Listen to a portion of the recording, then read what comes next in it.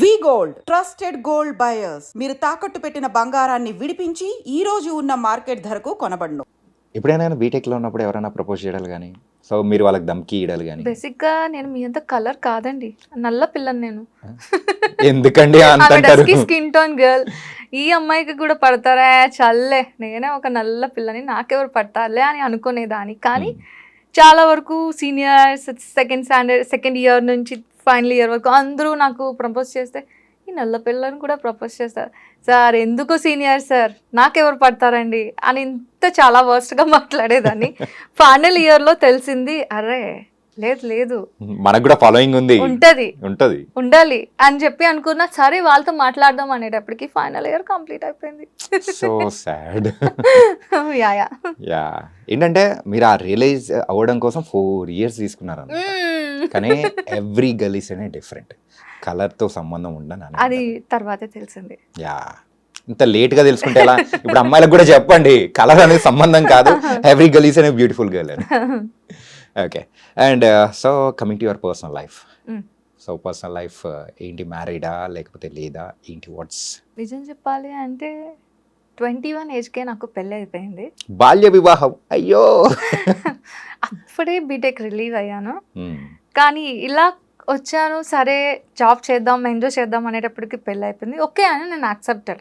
ఎందుకంటే ఇప్పుడు కాకపోయినా విత్ ఇన్ ఫ్యూ ఇయర్స్లో నీకు ఖచ్చితంగా పెళ్ళి అవుతుంది కదా. నీకు ఇప్పుడు అయిందంటే దట్ ఈస్ యువర్ ఫేట్, దాన్ని యాక్సెప్ట్ చేయి, లైఫ్ చిల్ ఉంటుంది బాగుంటుంది అని యాక్సెప్ట్ చేశాను. సో అలా. So love or arranged? అటుపక్క నాకు బేసిక్గా తను మావి అవుతారు, రిలేటివ్. ఓకే. సో తనకి చాలా చెప్పలేనంత లవ్ ఉంది, నాకు ఏం తెలీదు అసలు. అంత చిన్నపిల్లకి ఏం తెలుస్తుందండి. ఓకే, సో ఇంతకు కిడ్స్ కానీ? Yeah, I have a hero, upcoming hero ఉన్నాడు. ఓకే, బాంధవ్. ఓ పేరు బాగుందండి. యా, యాక్చువల్లీ నేను కృష్ణ భగవాన్కి చాలా వీరాభిమాని. అంటే అందరూ ఏమంటారు, దేవుని ఇష్టపడితే పూజలు పునస్కారాలు చేస్తారు అనుకుంటారు. నో, నా పేరులోనే పూజ ఉంది అయ్యా, నేను ఎందుకు చేయాలి పూజ? ఇంకా పూజ అని పేరు పెట్టుకున్న వాళ్ళందరూ పూజలు చేయడం మానేస్తారు. ఇంకా మీరు ఇలా చెప్తే బేసిక్ గా అందరూ అంటే డివోషనలీ, అమ్మో తను పూజలు చేస్తా. No, only I'm showing my love to Krishna. Okay, Radhe కృష్ణకి నా లవ్ షో చేస్తున్నా. ఎలా అంటే చూడు, కళ్ళతో చూసి నేను హ్యాపీ అవుతున్నా, అంతేగాని పూజలు పునస్కారాలు చేసినంత మాత్రాన లైఫ్ ఏమైనా చేంజ్ అవుతుందా? పక్కా హ్యాపీ మనకి కావాలి, పీస్ఫుల్ సోల్ కావాలి, పీస్ఫుల్ మైండ్ కావాలి అంటే నీకేం చేయాలనిపిస్తుందో అది చేసే. అందరూ అంటారు పూజలు చేయండి మంచి అవుతుంది. నో, నేను చెయ్య, లవ్ చేస్తా.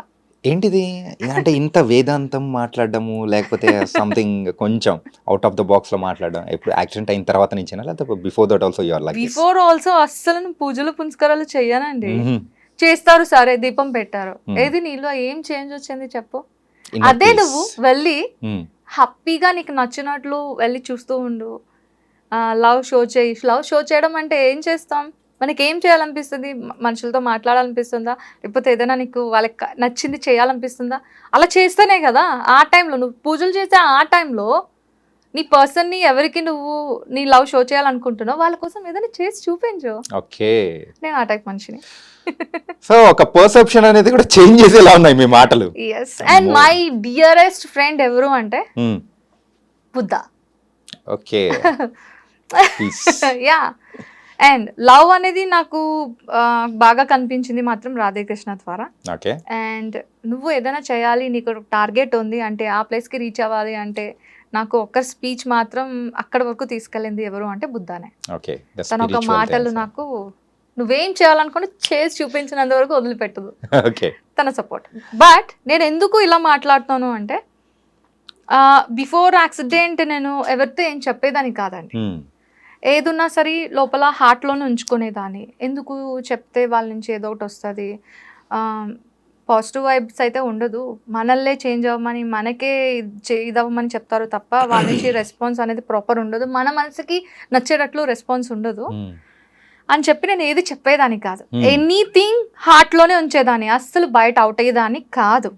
ఆఫ్టర్ యాక్సిడెంట్ కంప్లీట్లీ ఎలా అవుట్ అయిపోయాను అంటే, నువ్వు ఉంటావో పోతావో తెలీదు మరుక్షణం. ఇప్పుడు ఇలా ఇంత చక్కగా మాట్లాడుతున్నా, హార్ట్ అటాక్తో పోవచ్చు, మన చేతిలో లేదు. సో ఎందుకు నువ్వు థింక్ చేసుకోవడం ఇలా ఇలా అవుతుంది అలా అవుతుంది అని? నీకు ఇప్పుడు ఏం చేయాలనిపిస్తుంది? మాట్లాడాలనిపిస్తుందా? మాట్లాడు. లవ్ చేయాలనిపిస్తుందా? చేసే. చెప్పాలనిపిస్తుందా? చెప్పే. అంతా ఓపెన్ అప్ అయిపోయాను అనమాట. ఓకే. సో ఆఫ్టర్ ఎఫెక్ట్స్ అనేది ఇలా ఉన్నాయన్నమాట. Exactly. Okay. So it's an good things also. So అంతే కదా, పక్కన వాళ్ళని మనుషులు మన ప్రేమగా రిలేటివ్స్ చూడడం ఉంటారు అనేది కదా, కూడా. మన ఫ్రెండ్స్, మన రిలేటివ్స్. Yeah.